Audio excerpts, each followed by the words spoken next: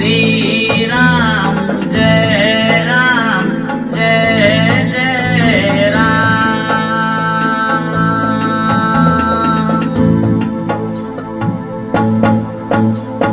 मंगल भवन मंगल हारी प्रभु दशरथ अजिर बिहारी। मंगल भवन मंगल हारी प्रभु सुदशरथ अजिर बिहारी।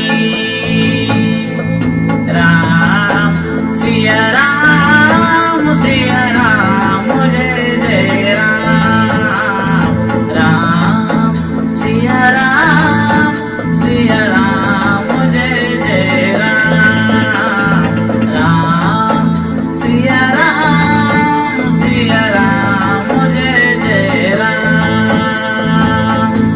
चलिए आज इसका भावार्थ समझते हैं, है ना। जो मंगल करने वाले और अमंगल को दूर करने वाले हैं वो दशरथ नंदन श्री राम मुझ पर कृपा करें। 2 नंबर चौपाई पर चलते हैं। वो क्या बोलते हैं, क्या प्रेरणा देते हैं हमें रामायण।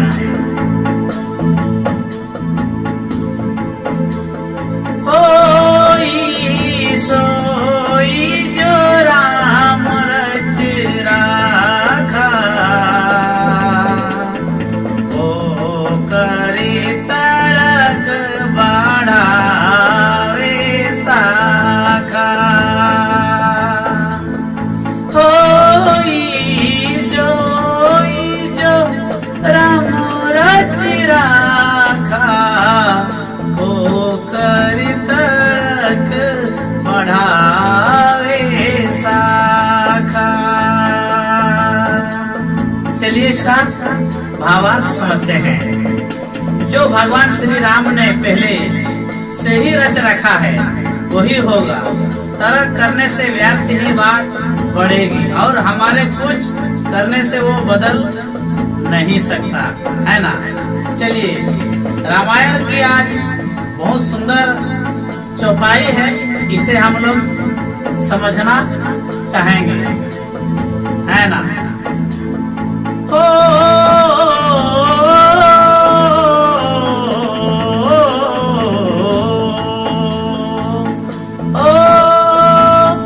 धीरज धर्म मित्र और नारी, आपद काल परखिए चारी।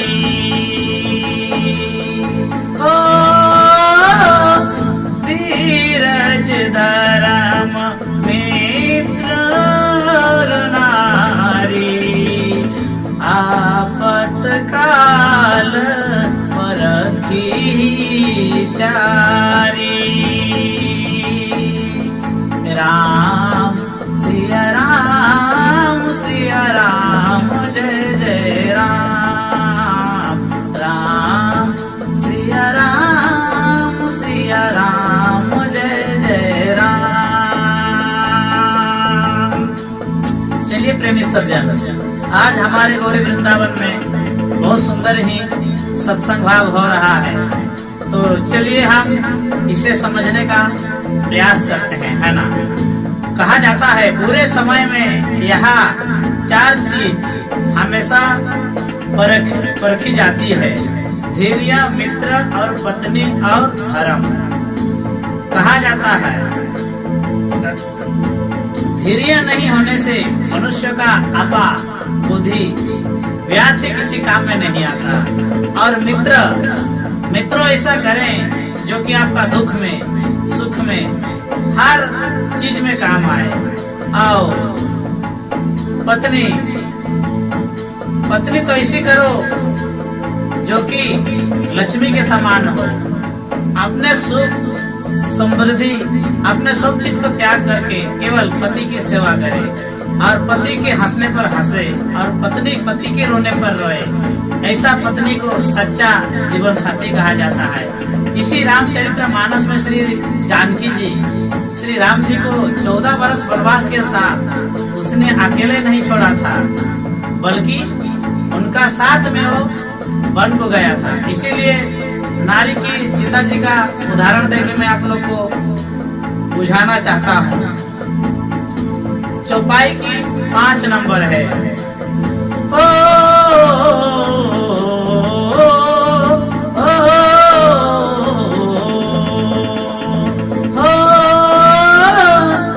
जाकी रही भावना जैसी, प्रभु मूर्ति देखे दिन तैसी।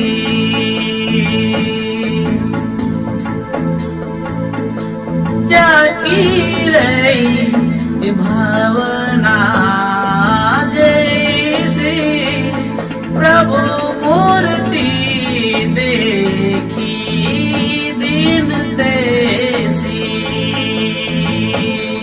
चलिए प्रेमी सज्जन, आज हमारे गौरी वृंदावन में बहुत सुंदर स्वभाव से सत्संग होने जा रहा है और आप लोग को मैं राम चौपाई की कुछ बातें समझाना चाहता हूँ, है ना। इसमें भावार्थ है, जिसकी जैसे प्रभु के लिए भावना होती है, प्रभु उन्हें वैसे रूप में दिखाई देते हैं। और कहा जाए तो आज संसार में हमारे धर्म भाग भाग, चांद एक है, सूरज एक है, धरती एक है, हवा एक, पानी एक, किंतु इंसान की भगवान की सभी बदल गई। उसी प्रकार कोई यीशु के रूप में देखता है, कोई अल्लाह के रूप में, कोई राम के रूप में, तो कोई कृष्णा के रूप में। इसीलिए जाकी जैसे भावना, जैसे आप ईश्वर को जैसे महसूस करते हैं, जैसे देखना चाहते हैं, वो आप उसी प्रकार उसे देख सकते हैं। कहा जाता है रामायण इतना सुंदर भाव है जो कि समझना इसको बड़े कठिन है, किंतु ज्ञानी योगी के लिए कुछ भी नहीं, वो तुरंत ही इसे तुरंत समझ लेते हैं। चलिए श्री राम जी के बारे में अब क्या कहा जाता है। रघुकुल रीति सदा चली आई, प्राण जाए पर वचन न जाई। रघुकुल रीति सदा चली आई, प्राण जाए पर वचन न जाई। चलिए इसे भावार्थ को समझते हैं, है ना। कहा जाता है रघुकुल परंपरा में हमेशा वचनों को प्राणों से भी ज्यादा महत्व दिया गया है। आजकल आदमी जुबान देकर जुबान से फिर जाते हैं, और एक समय ऐसा था जो कि त्रेतायुग, उस समय में किसी ने जबान दे दिया तो अपना प्राण देकर भी उस जबान को निभाया जाता था। और आज के युग में केवल करना तो दूर की बात, सोच में भी नहीं आता ये चीज कि हम लोग कुछ अच्छा करें। उसीलिए मैं आप सभी को समझाना चाहता हूँ। बहुत कठिनाई है प्रेमी सज्जन इसको समझना, फिर भी हम आज समझने का प्रयत्न करेंगे। जितने भी हमारे गौरी वृंदावन वेबसाइट पर देखने वाला मेरे व्यूअर्स, यूट्यूबर्स, सभी से मैं निवेदन करता हूँ, आप देखें तो इसे लाइक और शेयर जरूर करें, क्योंकि ये मेरे लिए नहीं, सभी की आत्मा के कल्याण के लिए ये ज्ञान मैं आप लोगों से रख रहा हूँ।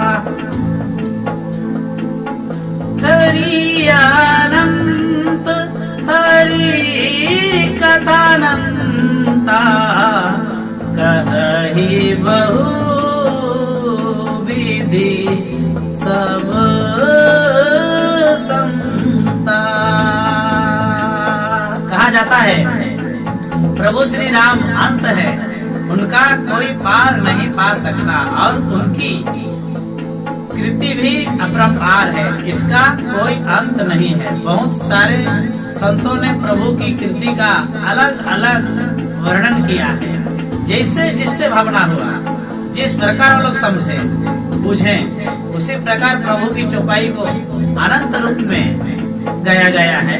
और ये रामायण ऐसा है जो मन की हार मैल को सुनने मात्रा से ही मन का सारे मैल धुल जाता है ना।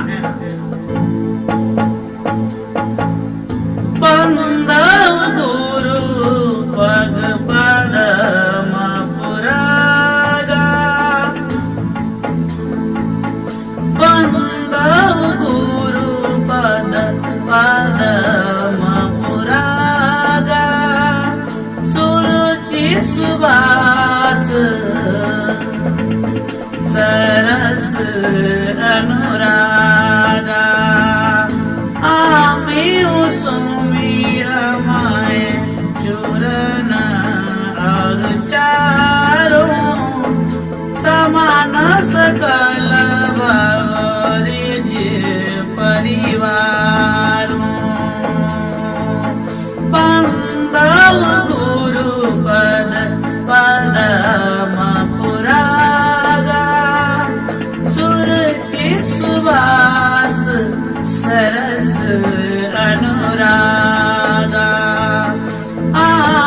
मोरी मैं चूरन चारों, समान सकल भवरज परिवारों।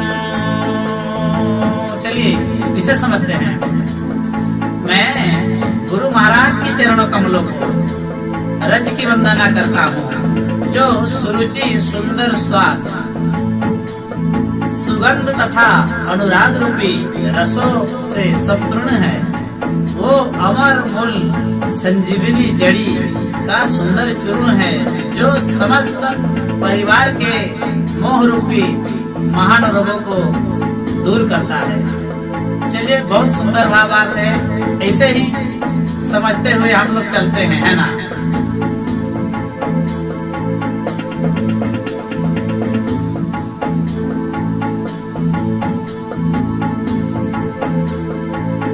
श्री गुरु पद नख मुनि जन ज्योति, सुमिरत दिव्य दृष्टि हुई होती।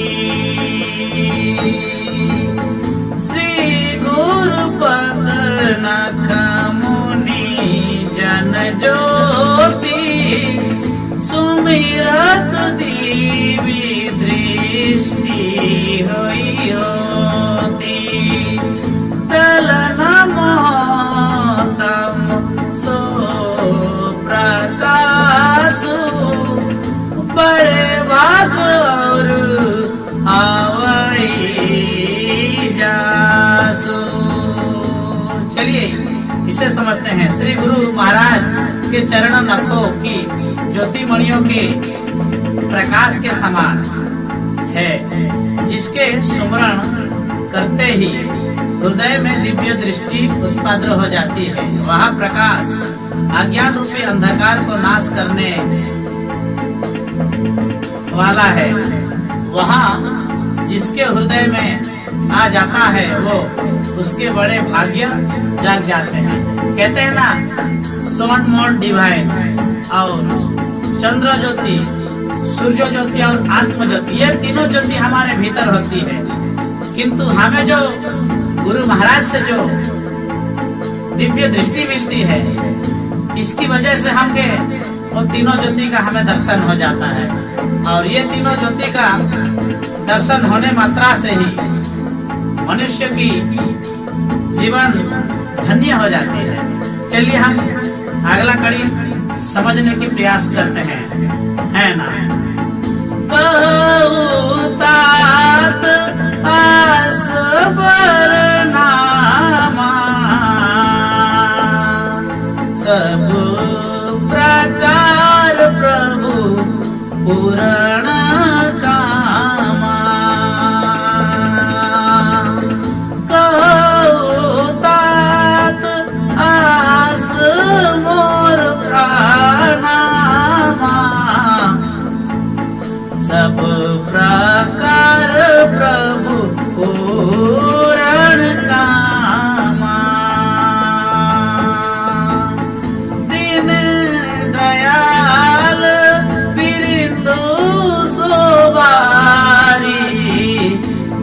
रघुनाथ मम संकट भारी। चलिए इसे समझते हैं।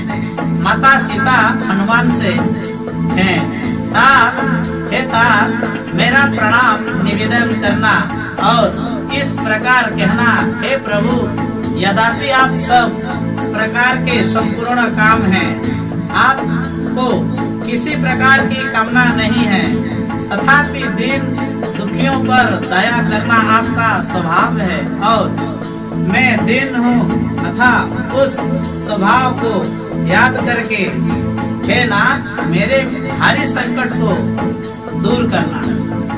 आज हम दुखी दरिद्रता से पीड़ित होकर भी हम मर जाते हैं, किंतु सच्चा मार्ग और सच्चा रास्ता को कोई नहीं अपनाता है।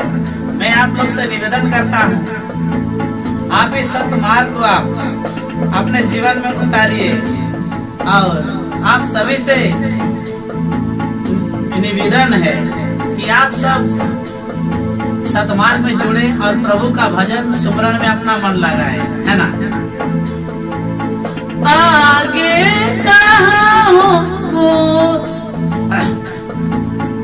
आगे कहाँ मुद वचन बनाई, पीछे अनाइत मन कुटिलाई, जाकर चीति अहि गति समवाई, आस मित्र पर हरि भलाई।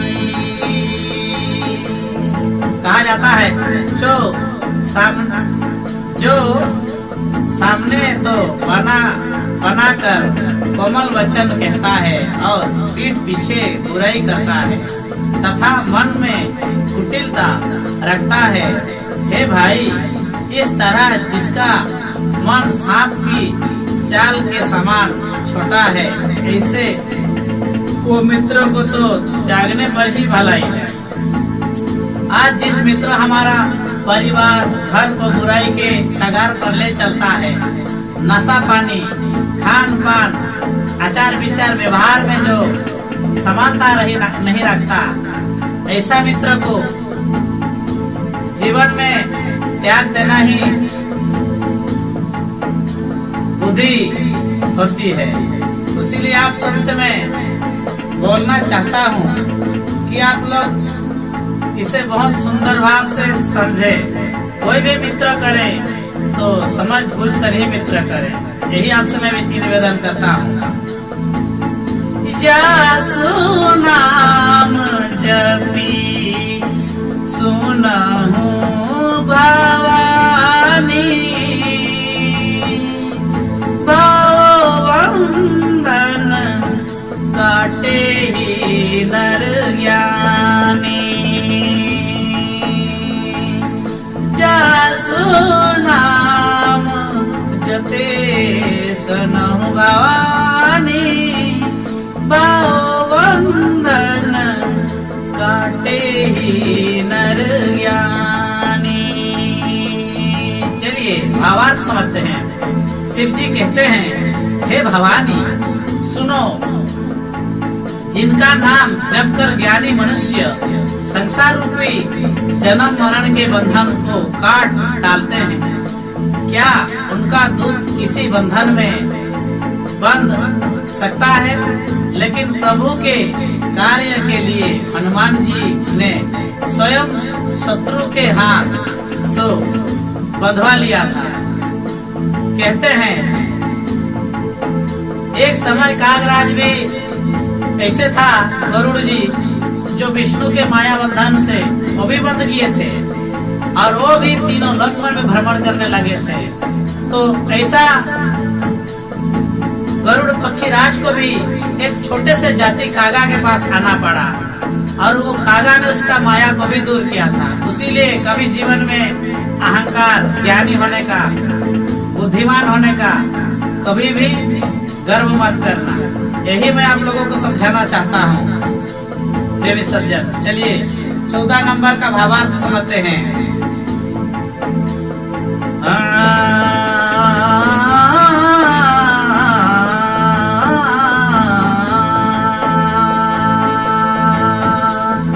हरिहर जास रकेश राहु से